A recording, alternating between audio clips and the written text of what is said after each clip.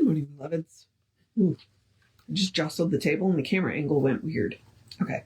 And because it just cut me off, I'm going to say good morning, beloveds again. Because, I don't want it to cut that part off. Now I'm going to mess with the camera. Hope I don't mess with the camera angle. All right. So we have switched to Living the Science of Mind, which is a collection of essays from Ernest Holmes' study at home course. A couple of them are from something else, but most of them are essays that were written for that. It was a course in the back of the Science of Mind. You sent off for it. They would send it to you. It was like a 48-week course. So that's where these essays come from. They're quite a bit shorter and not as dry as the textbook. So the first one we did yesterday was What is Science of Mind? And today's essay is Science of Mind. One of the other things that I read about the intro is that they didn't put them in the order that they came. They tried to group them together. So there should be a theme as we go through there. Okay, so let's do the housekeeping really quickly. And the housekeeping is simply me reminding you we are Creative Life Spiritual Center. The website is creativelife.org. The constant contact email is info@creativelife.org. You get one email a week. Tells you what's going on for the week and the month. And the hot links are hot. If it says click here now, take you right to the information or the person that can help you get it. Nobody will get your email from that. So you won't end up on anybody else's mailing list because of us. Now, social media. We don't monetize it. We don't want to deal with the ads any more than you do. So what we ask you to do instead is go like, subscribe, share, follow, comment. It bumps us in the algorithms since we're not giving them money to bump us in the algorithms. And then more people see our stuff. So we appreciate it. All right. Let's get on with this because the first one was kind of long and this one looks like it's kind of long too. And I would like to get most of them done in one reading. That may not always be possible, but here we are. All right, let me get my light on. And again, as I said, this one's just titled Science of Mind. All right. Let us approach the science of mind and spiritual psychology with its vast possibilities without fear, in true humility, happily willing to accept, eager to experiment. And I think that eager to experiment is really important in Science of Mind. That's why we call it a practice. There is nothing supernatural about metaphysical law in metaphysical laws. That which today appears supernatural, after it has become thoroughly understood, will be found to be spontaneously natural. I believe it was either Carl Sagan or Isaac Asimov that said significantly advanced technology is indistinguishable from magic. Think about it. All right. We know that faith has worked miracles in the lives of people in all ages. And to those who follow different religious convictions, its wonder-working power has produced amazing results. We know that the prayer of faith has healed the sick. Naturally, we ask ourselves how such results are brought about. If we were to ask the average person who teaches the principles of spiritual mind power, no doubt we would receive an answer similar to the following. We believe in God as the infinite spirit permeating everything. We believe that there is a law of mind which responds to our thoughts, faith, and conviction. We believe that the universe in which we live is a spiritual system, and that the kingdom of good is ours and is present with us now. Such declarations as these, meaningful as they are statements of one's conviction, but a declaration of faith in certain principles is quite different from the continuous use of such principles. It is not enough for an electrician to say he believes in electricity, that he believes it to be an ever-present reality or energy, or that it can run all the machinery in the world. It is necessary for him to apply his understanding of electricity for the definite purpose of producing light, heat, and motive power.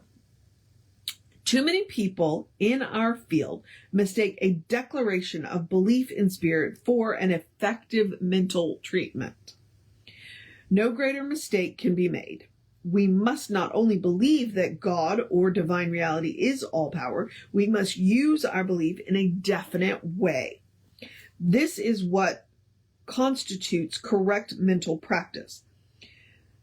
People's thoughts are creative because their thought is God power flowing through their individualized will and imagination. A spiritual treatment, to be effective, must be spoken from a consciousness which knows itself to be the presence, the power, and the activity of God. This spiritual power can and will heal, accomplish, demonstrate, answer prayer. It is not only will, but it must for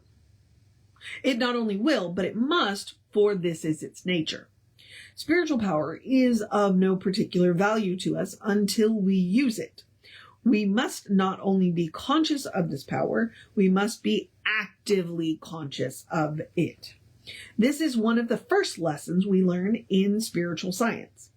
It is written that Jesus, standing before the tomb of Lazarus, said, "Father, I thank thee that thou hast heard me, and I know that thou hearest me always." Afterwards, he gave the command, "Lazarus, come forth." Jesus first recognized the power. "Father, I thank thee that thou heardest me." Next, he consciously unified himself with it, "and I know that thou hearest me always." Following this, he made a declaration, an affirmation, a command. He told Lazarus to come forth. This was conscious acceptance. We could not find a better method for our own mental use of spiritual thought power. Since the whole process of a spiritual treatment is an activity of thought, it follows that the one thinking must consciously be aware that their treatment will be effective. Although we are surrounded by divine intelligence, love, and wisdom, we may lack an actual higher guidance because we lack the higher acceptance of such guidance. Daily, we should state that we are guided and directed into right action. We should know that there is an intelligence which goes before us and makes perfect, plain, and immediate our way. Divine guidance is as definite a principle in the universe as the law of attraction and repulsion. But the use of the divine guidance is what we make it. Its use is through the activity of right ideas. Very Buddhist idea there. Our acknowledgement of good becomes the good which we acknowledge. His word runneth very swiftly. Welcome to the Ernest quotes we have no idea what he's quoting. He does that a lot. Like, he'll quote things, and like a lot of times you're like, oh, okay, that's from the Bible. He quotes poetry. He doesn't cite his sources. Okay, back to the reading. The greater the conviction, the more power our word will have. We should act as though we already have dominion over evil. We should declare the truth by stating that there is nothing to be afraid of. Good is omnipotent. Good instantly, effectively, and permanently destroys both fear and the effect of fear. The freedom of God is our freedom. The power of God is our power. The presence of God is in us now. The mind of God is our mind, and the joy of God is our joy.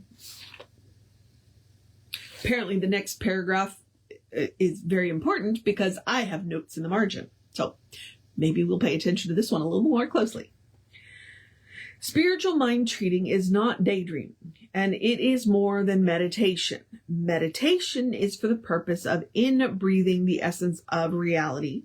Treatment is for the purpose of using this essence in definite constructive ways. Meditation is listening to God. Treatment is talking to God. That's what the notes in my margin say. Okay, back to the reading. Because the Spirit is personal to each, and each individualizes God, and no two persons are alike, thus God is infinite person. Thus God as infinite person is not only real to each one of us, but real in a unique sense. Treatment should be filled with an atmosphere of this reality. We should make statements similar to this. Because God is infinite in its capacity to know, there is a mind within me that knows exactly what I should do today. Realizing that the Spirit with me is God, being conscious of the divine presence as the sustaining principle of my life, I let that mind be in me, which was also in Christ Jesus. This mind guides me today in my every decision. I declare the same guidance for all people, which is a reminder here. What you want for yourself, you gotta want for everybody. Them's the rules. Back to the reading. Our true inheritance is self-sufficiency, perfection, peace, and wholeness.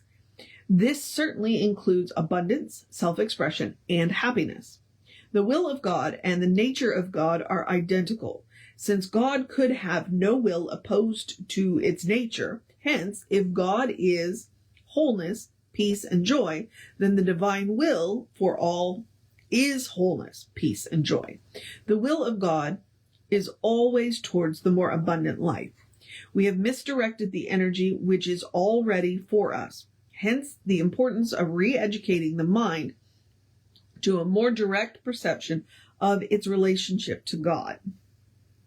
That seems very important. Reorienting our mind is very important. The science of mind deals with a principle in nature which acts like other principles. If we wish to use this principle as a science rather than to use it merely as a hit and miss method, we must make a scientific approach to and a conscious use of spiritual power. We need not go outside of ourselves to do this. The principle of truth, of mind and spirit, or whatever term one wishes to designate it by, is the actor, the doer. Be still and know that I am God. Again, there he is. But that is actually a Bible quote. The creative principle acts upon thought. We should call upon our inner intelligence in belief and in confidence, knowing that it will respond to us. God, as spirit, is the divine presence, while the principle of this science is the law of cause and effect. The divine knower operates through mechanical law. This law is mind in action. When you give a treatment, you should feel that all the power there is in the universe is flowing into your word. Believe that truth swings instantly into manifestation through your conviction. For this is the power of your treatment. Be simple and direct. Be simple and direct. You don't need a bunch of flowery language. That's my take on it. This has nothing to do with willpower, mental concentration, or suggestion. There is that within each of one of us which is conscious of its unity with good, with all the power there is. Upon this power, presence, and light we must depend with complete confidence. Thus, faith passes into experience with scientific certainty. Faith is the most dynamic power known. Effective treatment must be independent of any existing circumstances, for the divine creative spirit knows no circumstances. It is the creator of them. Here is the crux of the whole matter. This is why we are told never to count our enemies, but look unto me and be ye saved.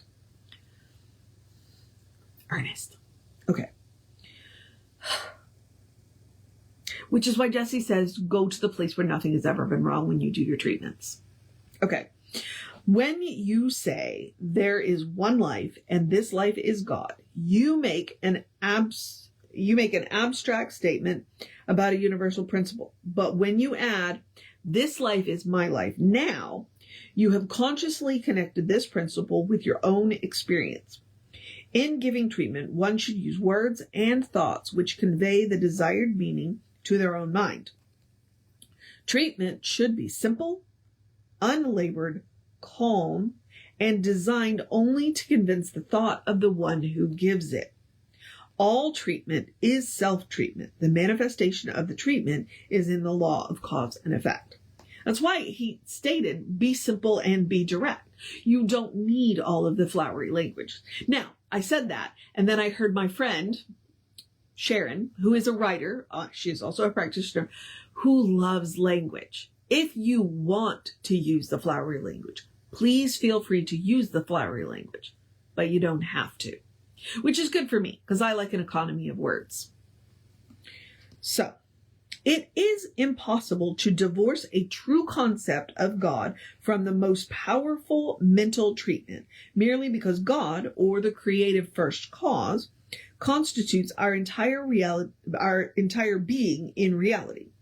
The act of self-knowing, which takes place in our thought, is in reality the one mind recognizing itself.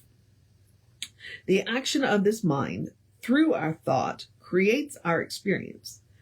Spiritual mind treatment is an active thing, but its activity is a mental and spiritual recognition, either in the form of spoken words or in a deep inner realization of the truth applied for some particular purpose. Ernest didn't do treatments out loud. Most of the treatments he did when he was treating clients, he did quietly in his mind. I believe Emma was the same way. So, in our own mind, the power that creates exists before we use it. However, it can give us only that which we mentally take. And often our unbelief becomes our acceptance. Our fear, a misplaced faith.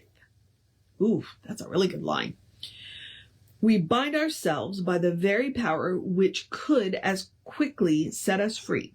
We should increase our receptivity and have a greater faith if we wish to experience a larger degree of livingness. Our bowl of acceptance must be held up so that the outpouring of spirit may be measured into our individual experience.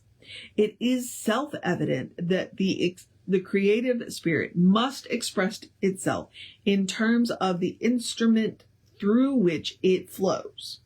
As far as we are concerned, this instrument is faith, unbelief, and acceptance. We should lift our thought upon the cross of unity and here, where the winds of God blow free, accept the divine givingness and the divine forgiveness, which are eternal in the nature of reality. But that's a line. Okay. All right. Whew.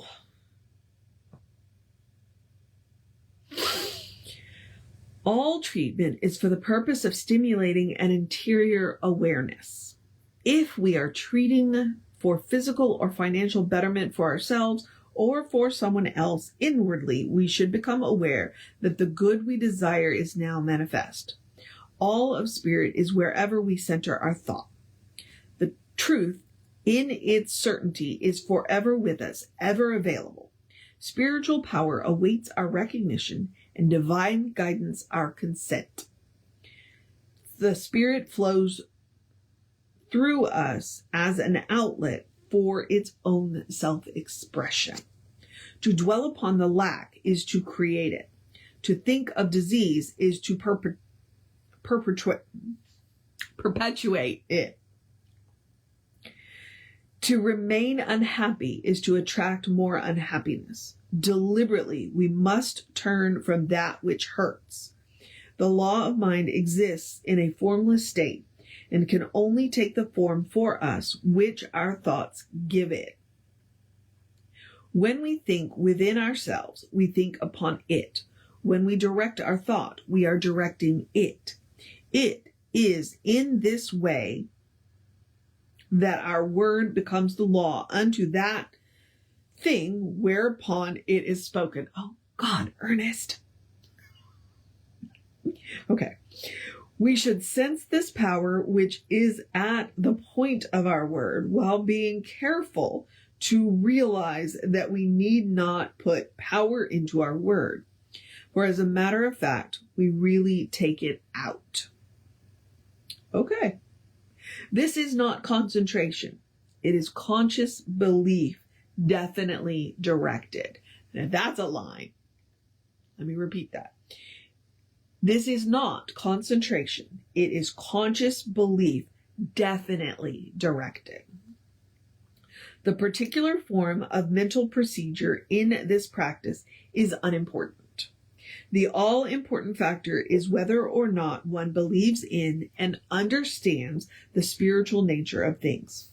We must believe that love, goodness, truth, and beauty are at the center of everything, therefore at the center of the person, the condition or situation, which we designate in our treatment. We must believe that love is God, infinite and eternal and ever present. We cannot escape love. We exist in love and are one with it. We live by, through, and in it. It motivates our entire thought, purpose, plan, and action. Everything we see with the eyes of love. Everything we hear with the ears of love. We see God everywhere. Wherever we look, we see God. Wherever we go, we find God. The process of reasoning which one uses in a mental treatment must establish their thought upon a spiritual basis, enthrone them in a kingdom of good, and give them dominion over evil. Thoughts and things are not separated. They are identical. When the practitioner uses the word elimination, they must believe that something is being eliminated. When they use the words right action, they must believe that the entire right action of the universe is centered through that word upon the object which they designate, or for the purpose which they have in mind. In this way, business is an activity of consciousness, and the business of mind is never inactive.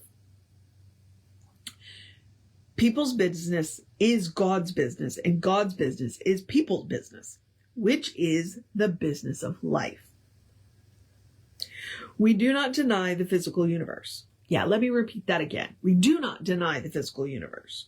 We affirm that it is mind in form. The physical body exists that the soul may function on this plane. Body is not an unreality, quite the reverse. It is a divine and perfect reality when rightly understood. We are compelled to think of spirit either as apart from us or within us.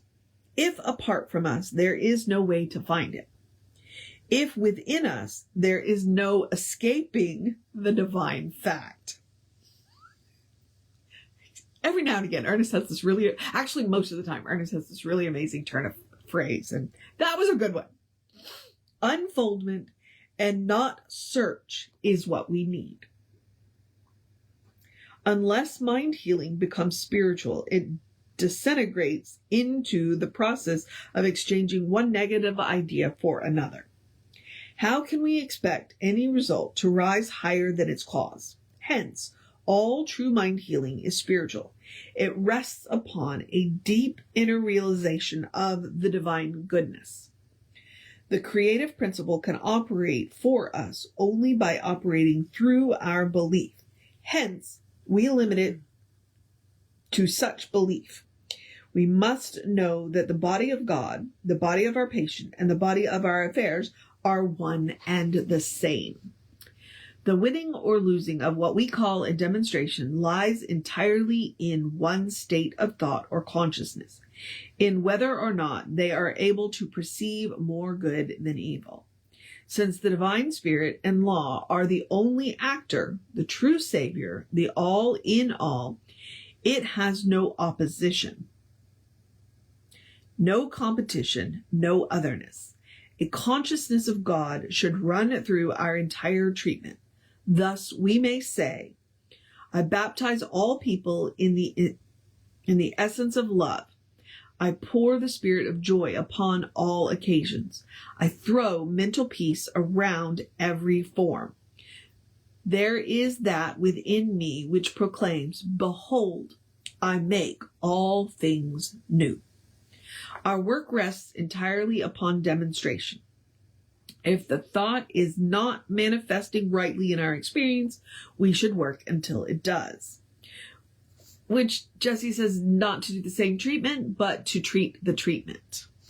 So think about that. We should have a deep realization of the divine presence, and out of the spiritual power generated in this realization, speak our word with complete conviction. When we give a treatment, we must believe, for this is the power of treatment. Okay, and I think he's about to do a treatment. Yep. Okay, hang on. All right, the following is a suggested outline for treatment. There is no magic in any particular words. Words are effective only insofar as they stimulate a corresponding recognition of their meaning in the mind of the one who uses them. So he's about to do a treatment for prosperity and health, which is why, you know, when we do closing treatments in services, we always say, use my words as your own. But if our words don't resonate with you, feel free to change them. I say that a lot. When you read Ernest Holmes' works, if his words resonate with you, great, use them. And if they don't, change them until they do. Put in your own words. So this is the treatment for health and prosperity as written by Ernest Holmes. This word is the presence, power, and activity of the infinite mind in me. Therefore, it is the law unto the condition or the person for whom it is spoken. It is perfect in its action and permanent in its manifestation. Infinite intelligence governs, guides, directs, sustains, and animates my life. Okay, and there's a quote, parentheses. If treating for someone else, mention their name. Close quote. Or parentheses. The infinite mind knows no mistake. It is never discouraged. This mind is my mind now. All belief in fear, discouragement, disappointment, or failure is erased in my consciousness. I am forever supplied with every good thing, forever happy, radiant, well, and complete. This word establishes the wholeness and harmony throughout my entire being and in everything I do, say, or think. My life represents that which knows no limitation, is forever manifesting complete joy and freedom through me. Or if you're treating for a person, you use their name there. Spirit daily provides me with everything necessary to my happiness, to my wholeness, and to my complete self-expression. I represent the principle of divine activity which never tires, which is birthless, changeless, and deathless. I know that infinite intelligence, which sustains all things, and the perfect law, which holds everything in its proper place, governs my life and action, or the person. My whole being responds to joy, to peace, to truth, and to abundance. Only that which is good can enter my experience. Okay, now we have a bracket. At this point, one may definitely state the particular good they seek is now accomplished. I know that as a result of this word, happiness, health, prosperity immediately spring into action and manifest through me or your client. I know that the action of spirit in me is always complete, perfect, and enduring. Every organ, action, function of my physical being represents this divine and perfect life. Manifesting within me, I am aware of my partnership with the infinite, and I know that everything I do shall prosper. And then again, parentheses, enter into a silent realization and acceptance of what you have said. It is done. I accept. I believe. I know.